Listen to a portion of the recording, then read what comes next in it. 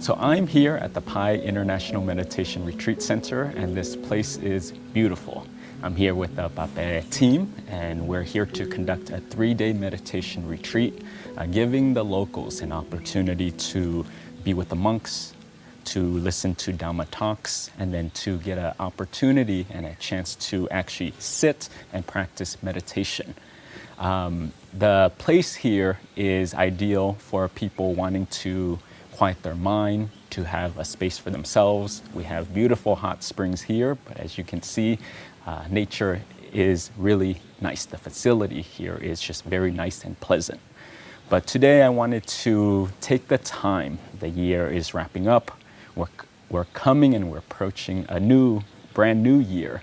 And I wanted to have an intimate conversation where something I can leave you with. And first, we need to acknowledge that this year was not easy. This year had a lot of changes that impacted the whole world that we were not expecting, and it created this new normal. So every person on this planet was affected by COVID. Every person, it shifted their world, and we're starting to get our balance back.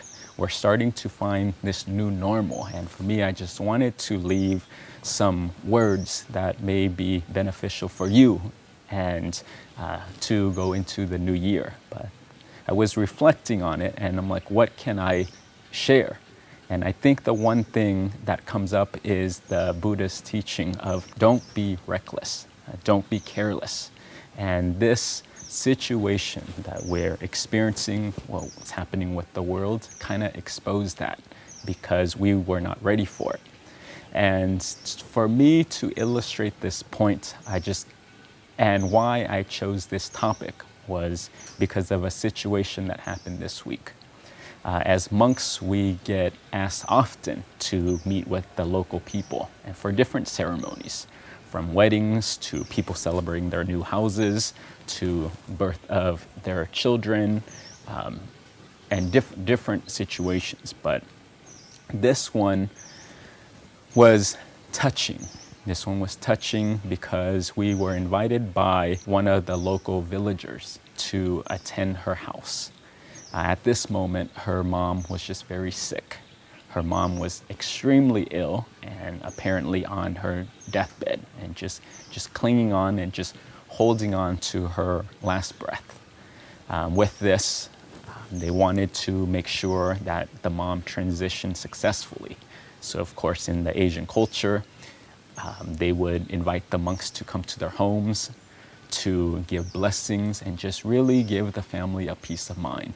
So for us, of course, we would go to the house, or we did go to the house. Inside the house, we saw the mom, the woman. She was on her bed. She was covered up with blankets. At that time, she was still alert. She was still breathing, and you can tell by her eyes that she was able to follow and she was able to track. So her bed was in the middle of the room. And around the room, which is her family, specifically her I believe it was either 2 or 3 daughters, but of course with extended family as well. So we went to say hello to the family, went to greet them just to see the situation, gave them some words of encouragement, listened to them, open our heart to them, and then of course what we typically do is just give them a blessing. This one, we did a chanting where it was the Dhammachak. And the blessing, the chanting is about 17 minutes long. And for us, we just got into this space, trying to make sure that the mom, that the family is relaxed.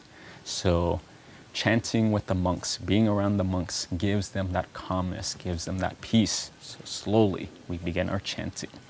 Slowly, everyone starts to slow down. Everyone starts to get their mind still, because in this kind of situation where you have a family member who is sick, of course, your mind's going to wander. Of course, your mind's going to think and keep going. But we began to chant. more than 2/3 of the way in, you can tell the mom just was more and more relaxed. Again, she closed her eyes, and what was interesting is that in that moment before the chanting ended, she took her last breath, and then she was no longer with us. To be with the daughters who were holding her hands, who was crying by her side, really just in that moment exposed just the nature of life and how sensitive it really is. And that's why, for me, having to witness this kind of event, I just wanted to pass this on of sometimes we can get used to our normal because we've been working so hard to develop this lifestyle around us. But again, life is very volatile. Life is very fragile, and not a preachy way, but it's just with COVID, with all these things happening, it just again exposed how short life is. And with that, then how do we take the time to live our life properly?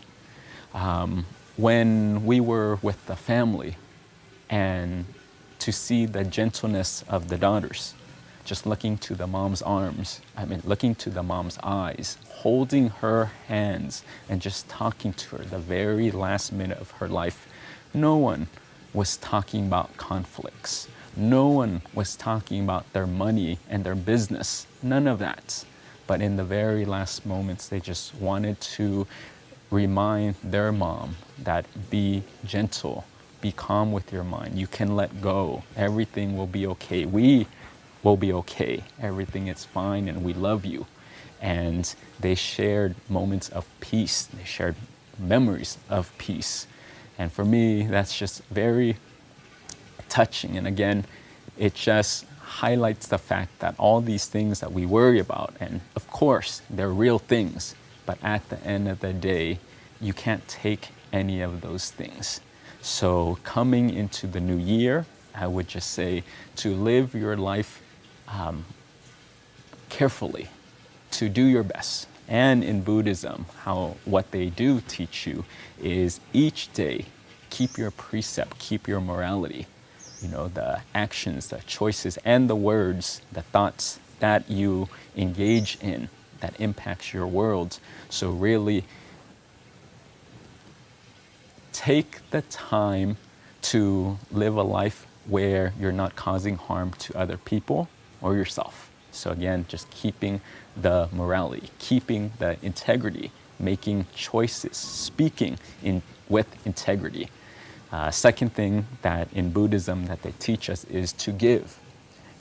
Take the time to share with other people. Take the time to do offerings. Take the time to help other people. And this act of generosity is how you get rid of anger. It gets rid of the resentment. It gets rid of those heavy things that you still may carry. So this is one of the antidotes. And why should you give? Because many people will wait. Well, I'm going to wait till I have more money. I'm going to wait till I have more time. I'm going to wait when it's the right time. I'm going to wait until my children graduate from college. Well, how do you know that time is still given to you? So again, when you still have that, do the best you can to give. And then the third thing in Buddhism is that to meditate. And we see many people who, again, living in this physical world. Of course, you want to make money. Of course, you want to sustain your living, and that's okay. But also take the time to develop your mind, because this is the lens that you're looking at the world. So with the previous things that I talk about, we still carry this attitude of, I'm going to wait. I'm going to wait when I'm older so I can meditate, when I have more time, when my business is finished, when this part of my life is finished, then I will start a meditation practice. But for me, we've seen where people come in and they're older now, and when they are ready to sit, physically, they can't even sit. Like their body is just more fragile, And it's like then you start to have more health problems. And then by the time you think you're ready to, then it's too late, or it can be harder when you have physical issues. So for me, when you're young, when you're healthy, when you're able-bodied, when you have an opportunity, do these things. And in Buddhism, they outline it this way. So again, just holding your precepts, being integrous, giving your time, giving your energy, giving your resources if possible. And then the last thing is meditation and purifying the mind. So for me, I can go through many scenarios, but I think at this point in the game, I feel like you know yourself, you know your situation better, and understand what the situation exposed was really impermanence. Life is very fragile. Life is very volatile, and we need to do the best we can, and then also integrate another teaching of Buddhism, and that's middle way. Find your balance. You know your life. You know your situation. So balance can come in the form of your finances. Balance can come in the form of your time. How much time do you spend with your friends? What is too much? What is a point where you need to pull back and cultivate your own training? But I don't want to run through the list, but I think you can apply these lessons of making sure it's a middle way, not too extreme and not too loose, and go through that in your own life. And then also don't be reckless. And life may seem long, but it's not in the big scheme of it. So knowing this information, knowing that this year is coming up and that crisis may happen, the world will change, you will change. And when you have the time, when you are able-bodied and you can still move and you're still alive and breathing in a healthy way, take the time and diligently do your work. One last thing that I can add is what can guide you through this path.